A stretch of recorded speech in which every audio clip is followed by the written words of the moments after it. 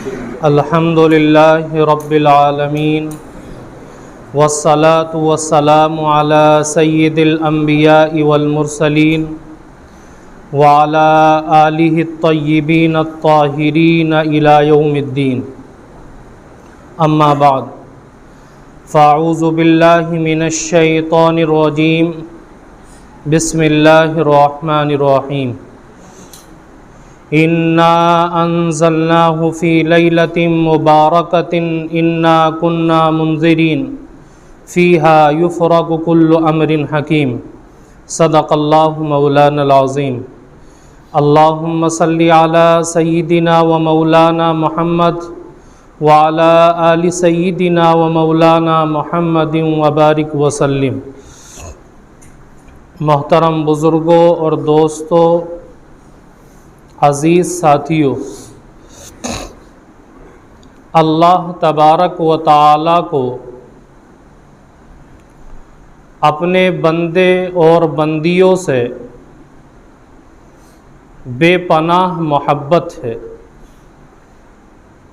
جس طریقے سے اسے اپنے فرما بردار بندوں سے محبت ہوتی ہے، اسی طرح وہ نافرمان بندوں سے بھی محبت کرتا ہے۔ جیسے دنیا کے اندر آپ نے دیکھا ہوگا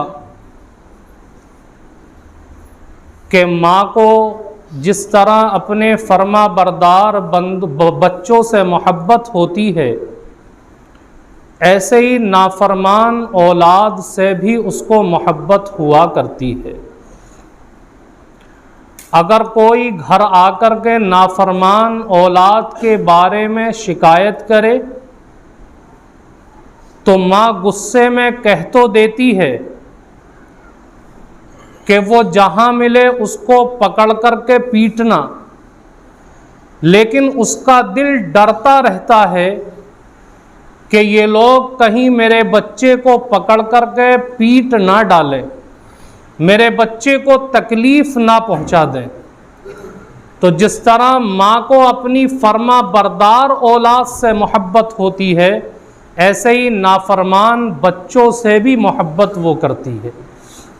میرے بزرگوں، اسی طرح اللہ رب العزت کی ذات ہے جو دنیا کی تمام ماؤں سے زیادہ اپنے بندوں سے محبت کرتا ہے۔ اس کو اپنے فرما بردار بندوں سے محبت ہے تو نافرمانوں سے بھی محبت ہے۔ اس لیے وہ سال کے 12 مہینوں کے اندر کچھ مہینے، کچھ ایام، کچھ راتیں ایسی اپنے بندوں کے لیے بھیجتا ہے کہ جن ایام کے اندر، جن راتوں کے اندر اللہ رب العزت کی رحمت بندوں کی طرف خصوصی طور پر متوجہ ہوتی ہے، اور اس کا مقصد یہ ہوا کرتا ہے کہ جو بندے اللہ کے 12 مہینوں کے اندر اللہ کی طرف متوجہ نہیں ہو پاتے، وہ ان ایام کے اندر متوجہ ہو جائیں تو اللہ رب العزت خصوصی رحمت سے ان کو بھی نواز دیتا ہے۔ جیسا آپ نے دیکھا ہوگا کہ دنیا کی کمپنیاں پورا سال گزرنے کے بعد سال کے کچھ دنوں میں اپنی سامان کی سیل لگاتی ہیں۔ اس سیل کا نتیجہ یہ ہوتا ہے کہ پورا سال جو بندے اس کمپنی کے سامان کو نہیں خریدتے، سیل کو دیکھ کر کے وہ بندے بھی اس کمپنی کے سامان کی طرف متوجہ ہوتے ہیں اور اس کو خرید لیتے، کیونکہ کم قیمت میں مل جاتا ہے۔ ایسے ہی اللہ رب العزت سال کے کچھ دنوں کے اندر، سال کی کچھ راتوں کے اندر اپنی رحمت کی سیل لگاتا ہے اور اپنے بندوں کو بلاتا ہے، میرے بندو تم پورا سال میری رحمت سے دور رہے، مجھ سے دور رہے، ان راتوں کے اندر میری رحمت بہت کم قیمت کے اندر مل سکتی ہے۔ تھوڑے وقت کے اندر تم میری عبادت کر کے، ذکر و اذکار کر کے، قرآن کی تلاوت کر کے میری رحمت کے مستحق بن سکتے ہو۔ اس لیے میرے بندو آؤ اور میں تمہیں نواز دوں گا، تم میری رحمت کے مستحق بن جاؤ گے۔ میرے بزرگوں، انہی راتوں میں سے، انہی مہینوں میں سے یہ شعبان کا مہینہ بھی ہے، اور اس مہینے کے اندر ایک رات آتی ہے شب برات جس کو کہا جاتا ہے، جو آج کی رات ہے۔ اس رات کے اندر اللہ کی رحمت بندوں کی طرف متوجہ ہوتی ہے، اور اللہ رب العزت اس رات کے اندر بے شمار بندوں کی مغفرت فرما دیتا ہے۔ اب ایک سوال پیدا ہوتا ہے، آج بہت سارے لوگ ہیں جو اس بات کو کہتے ہیں کہ شب برات کے اندر اللہ کی عبادت کرنا قرآن و حدیث سے ثابت نہیں ہے۔ وہ کہتے ہیں کہ اس رات کے اندر عبادت کرنے کی کوئی اصل اور بنیاد نہیں ہے۔ بعض لوگ تو کہتے ہیں کہ اس رات کے اندر عبادت کرنا، اٹھ کر جاگنا، اللہ کو راضی کرنے کی کوشش کرنا، یہ بدعت ہے۔ میرے بزرگوں، ایک بات یاد رکھیں، ہر ایک جانتا ہے کہ جو چیز قرآن کے اندر ثابت نہ ہو، جو چیز سنت کے اندر، جو چیز صحابہ کرام کے عمل سے، جو چیز تابعین کے عمل سے ثابت نہ ہو، اگر کوئی اس چیز کو عبادت کا حصہ سمجھتا ہے، اس چیز کو کرتا ہے، تو اس کو بدعت کہا جاتا ہے۔ لیکن ہم اگر شب برات کے بارے میں دیکھتے ہیں تو یہ بات نہیں ہے۔ 10 صحابہ کرام ایسے ہیں جن سے شب برات کے متعلق روایات موجود ہیں۔ یہ بات الگ ہے کہ کچھ روایات سند کے اعتبار سے کمزور ہیں، لیکن محدثین کا، فقہا کا یہ فیصلہ ہے کہ اگر ایک روایت جو کمزور ہے سند کے اعتبار سے، اگر اس کی تائید دوسری روایت سے ہو جاتی ہے تو اس کی کمزوری ختم ہو جاتی ہے، اور 10 صحابہ کرام سے اس کی فضیلت کے متعلق روایات موجود ہیں جس سے یہ بات ثابت ہو جاتی ہے کہ شب برات کے بارے میں یہ کہنا کہ اس کی فضیلت ثابت نہیں، یہ غلط ہے، بلکہ یہ فضیلت والی رات ہے۔ اس امت کے خیر القرون کے جو زمانے ہیں، جیسے صحابہ کرام کا دور ہے، تابعین کا دور ہے، تبع تابعین، بزرگان دین کا دور ہے، ان تمام دوروں کے اندر اس رات کو فضیلت والا سمجھا جاتا رہا ہے۔ اس رات کی فضیلت سے فائدہ اٹھانے کا کام کیا جاتا رہا ہے۔ صحابہ کرام نے، تابعین نے جاگ کر کے اس رات کے اندر اللہ کی عبادت کی، اللہ کو راضی کرنے کی کوشش کی۔ اس لیے اس کے بارے میں یہ کہنا کہ اس رات کی کوئی اصل اور بنیاد نہیں، اس رات کے اندر جاگنا اور عبادت کرنا یہ بدعت ہے، یہ کہنا غلط ہے، بلکہ یہ رات ایک فضیلت والی رات ہے۔ اس رات کے اندر جاگنا، اللہ کی عبادت کرنا باعث اجر و ثواب ہے۔ اب ایک سوال پیدا ہوتا ہے کہ جب اس رات کے اندر جاگنا باعث اجر و ثواب ہے، اللہ کی عبادت کرنا، اللہ کو راضی کرنا، یہ اللہ کے نبی اور صحابہ سے ثابت ہے، تو کیا اس رات کے اندر عبادت کا کوئی خاص طریقہ ہے؟ جیسا کہ آج بہت سارے لوگوں نے مشہور کر دیا کہ شب برات کے اندر اتنی رکعت پڑھی جائے، فلاں رکعت کے اندر فلاں سورت اتنی مرتبہ پڑھی جائے، دوسری رکعت میں اتنی مرتبہ پڑھی جائے، یہ جو عبادت کے طریقے بتائے گئے ہیں ان کی کوئی اصل اور بنیاد نہیں۔ صحابہ کرام سے، تابعین سے ایسا کوئی طریقہ ثابت نہیں ہے، بلکہ جیسے نفلی نمازیں اور دنوں کے اندر پڑھی جاتی ہیں، اس رات کے اندر بھی اسی طریقے سے نفلی عبادات کی جائے، قرآن کی تلاوت کی جائے، ذکر و اذکار کیا جائے، اور جتنا ہو سکے اللہ سے دعائیں مانگی جائیں، یہ ثابت ہے۔ باقی کوئی خاص طریقہ عبادت کا اس رات کے اندر ثابت نہیں۔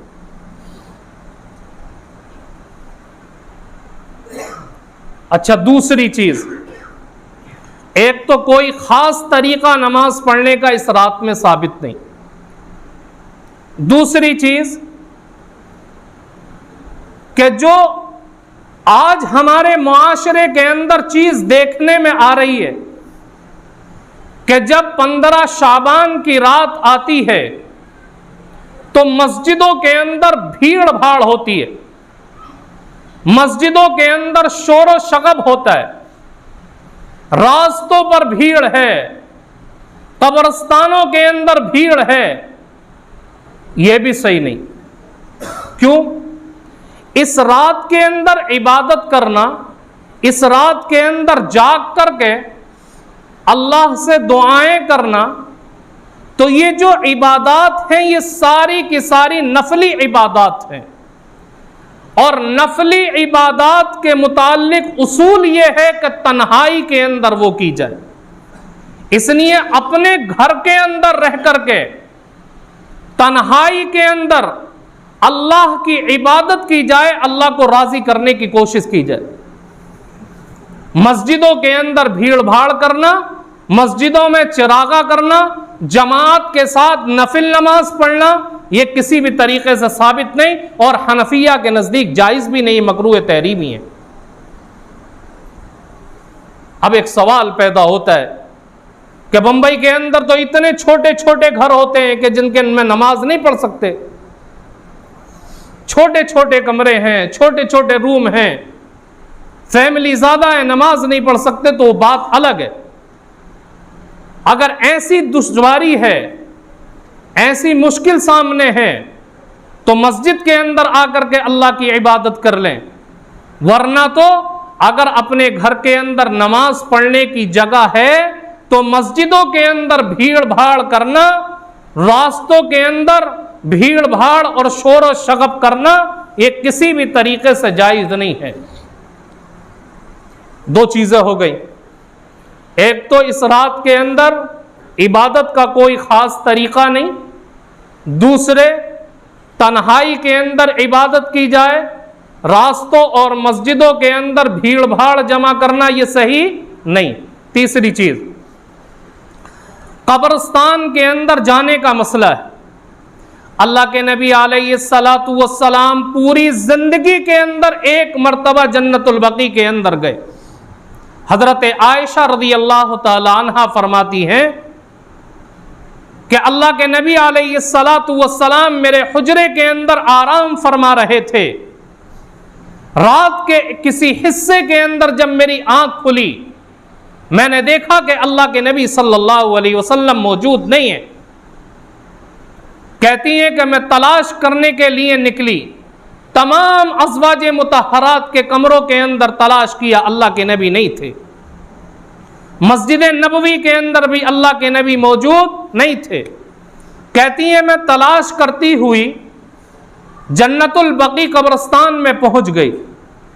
میں نے دیکھا کہ اللہ کے نبی صلی اللہ علیہ وسلم جنت البقیع کے اندر موجود ہیں اور اپنی امت کے گناہگاروں کے لیے مغفرت کی دعا کر رہے ہیں اللہ سے.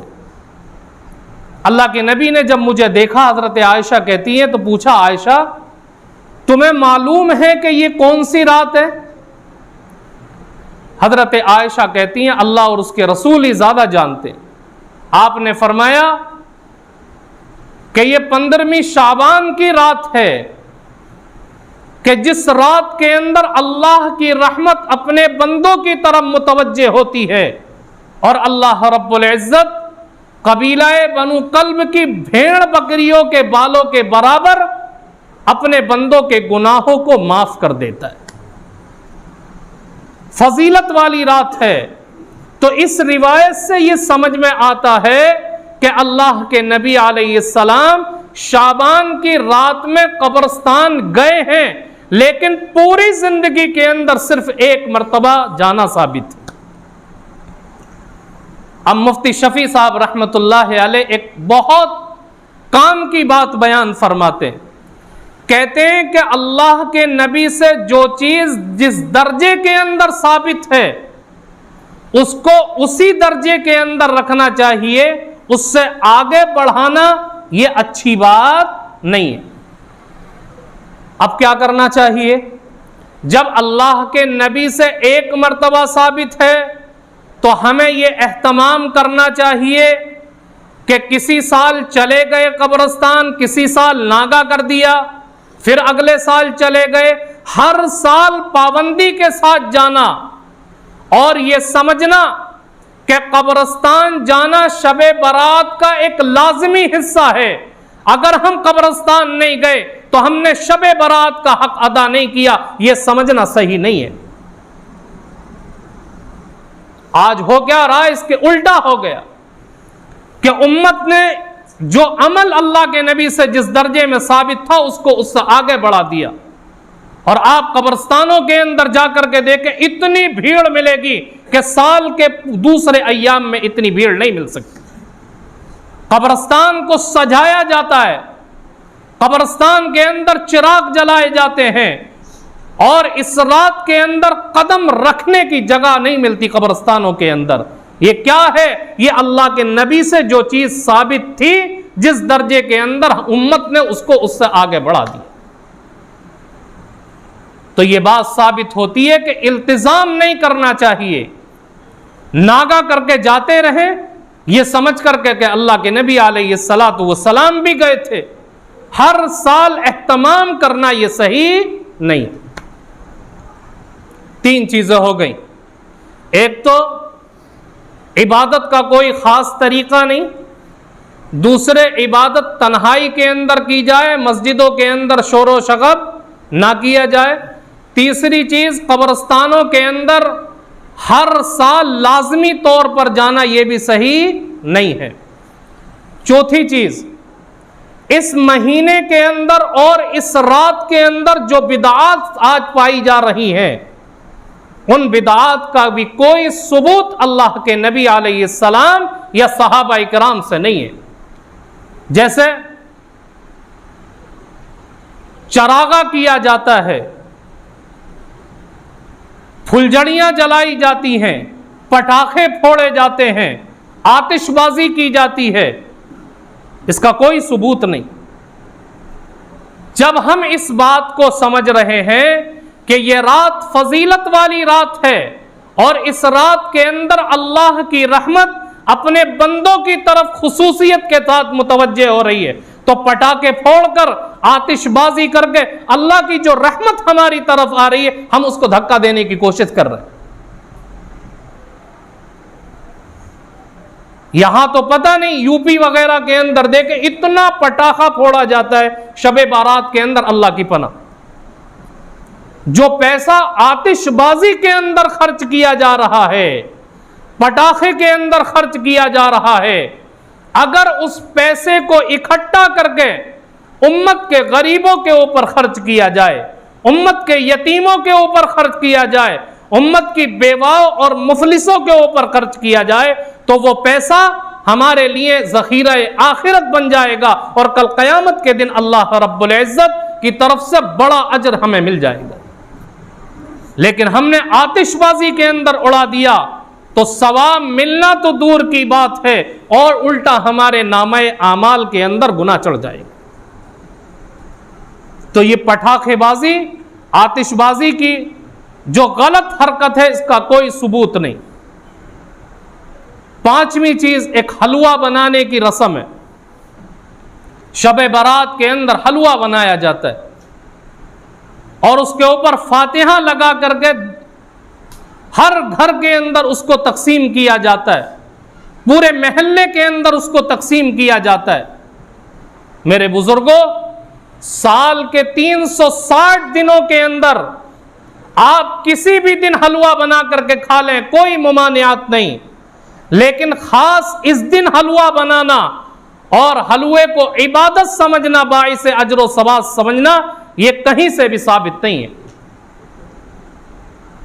اچھا، جو لوگ کرتے ہیں، جو حلوہ بناتے ہیں، اگر ان سے معلوم کیا جائے کہ آپ اس دن حلوہ کیوں بنا رہے ہو تو ان کا جو جواب ہوتا ہے وہ عجیب و قسم کا جواب ہے جو عقل کے اندر آنے والا نہیں۔ کیا کہتے ہیں؟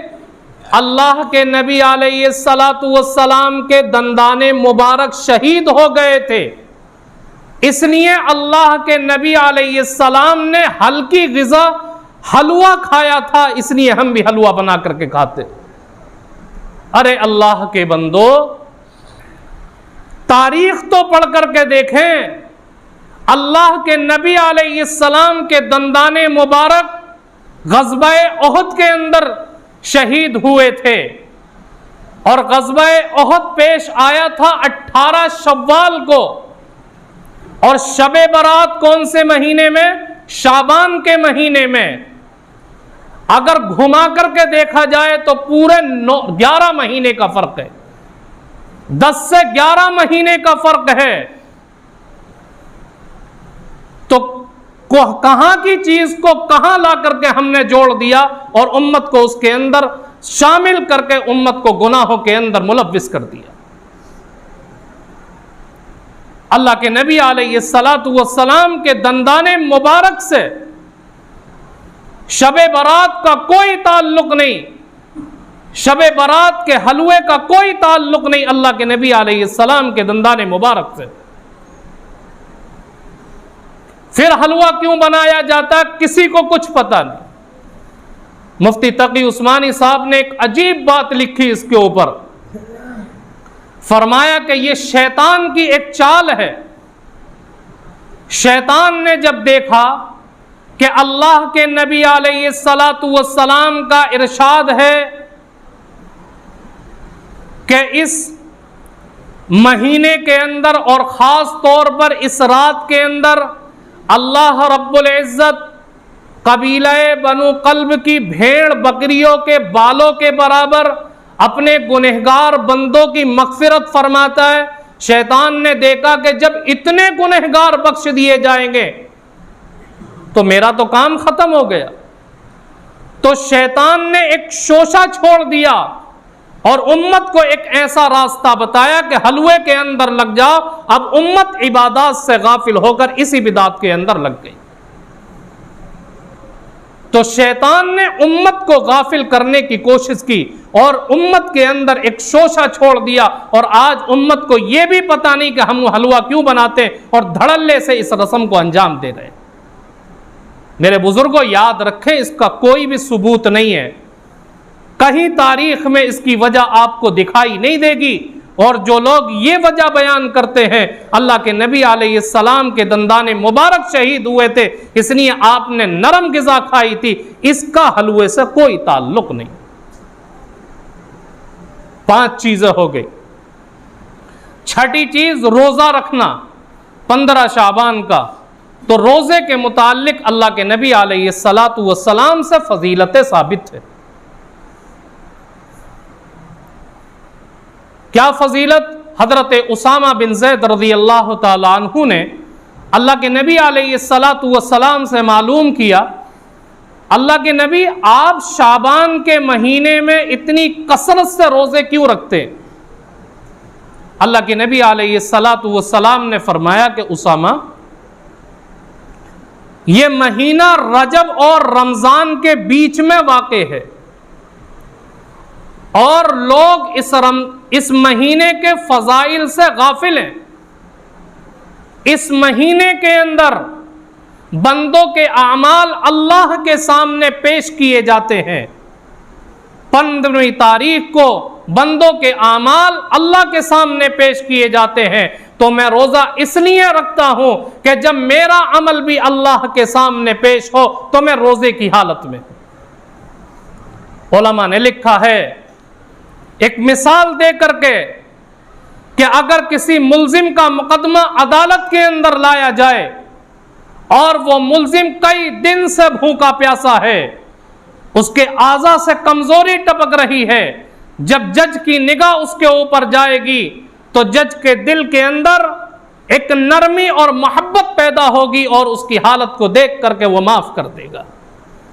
اللہ کے نبی علیہ السلام نے یہی فرمایا کہ اس مہینے کے اندر، اس دن کے اندر میرے اعمال بھی اللہ کے سامنے پیش کیے جاتے ہیں۔ تو میں یہ سمجھتا ہوں، میں مناسب سمجھتا ہوں کہ جب میرے اعمال اللہ کے سامنے پیش کیے جائیں تو میں روزے کی حالت میں ہوں، تاکہ اللہ میری حالت کو دیکھ کر کے مجھے معاف کر دے۔ یہ کون کہہ رہے ہیں؟ اللہ کے نبی علیہ السلام، جن کے نامہ اعمال کے اندر کیا کبھی کوئی گناہ لکھا ہو سکتا ہے؟ نہیں لکھا ہو سکتا۔ اللہ کے نبی کے نامہ اعمال میں تو کیا ہوگا؟ لاکھوں اور کروڑوں بیواؤں کی دعائیں ہوں گی۔ آپ کے نامہ اعمال کے اندر تو وہ تہجد درج ہوگی کہ جو پوری پوری رات اللہ کے نبی پڑھا کرتے تھے، وہ سجدے درج ہوں گے، وہ سجدے ریکارڈ ہوں گے کہ حضرت عائشہ رضی اللہ تعالی عنہا اللہ کے نبی کو قدم مبارک کو چھو کر کے دیکھتی ہیں کہ اتنا لمبا سجدہ کر رہے ہیں، کہیں میرے محبوب کی روح پرواز تو نہیں کر گئی؟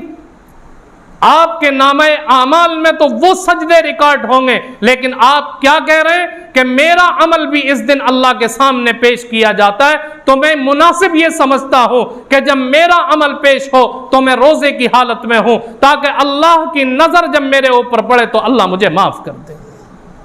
جب اللہ کے نبی علیہ السلام کا حال یہ ہے تو ہمارا نامہ اعمال تو سراپا گناہوں سے بھرا ہوا، ہمارے نامہ اعمال کے اندر تو ایسے ایسے جرائم درج ہیں کہ جن کے اوپر فوری طور پر اللہ کی پکڑ آ سکتی ہے، تو ہم کیوں روزہ نہ رکھیں؟ تاکہ ہم بھی روزہ رکھیں تو اللہ کے سامنے جب ہمارا عمل پیش ہو، اللہ ہماری حالت کو دیکھ کے معاف کر دے کہ میرا بندہ میرے لیے بھوکا پیاسا ہے، میرے حکم کی وجہ سے میرے بندے نے کھایا پیا نہیں ہے، لہذا اس کے گناہوں کو معاف کر دے۔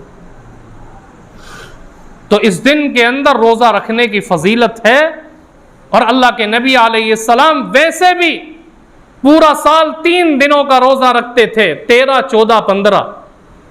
تو 15ویں تاریخ ہر مہینے کے اندر آتی تھی، اللہ کے نبی کا معمول تھا یہ سمجھ کر کے رکھ لیں کہ یہ ایام 20 میں سے تو اللہ کی طرف سے ثواب ملے گا۔ میرے بزرگوں، یہی چیزیں ہیں جو اللہ کے نبی سے ثابت ہیں، باقی کوئی خاص طریقہ یا مسجدوں کے اندر شور و شغب کرنا، قبرستان کے اندر بھیڑ بھاڑ جمع کرنا، ایسی کوئی چیز ثابت نہیں ہے، بلکہ قبرستان کے اندر کبھی جائیں کبھی ناگا کر دیں، اس طریقے سے ایک ترتیب بنا لیں۔ اللہ تعالی ہم سب کو کہنے سننے سے زیادہ عمل کی توفیق عطا فرمائے۔ وما علینا الا البلاغ۔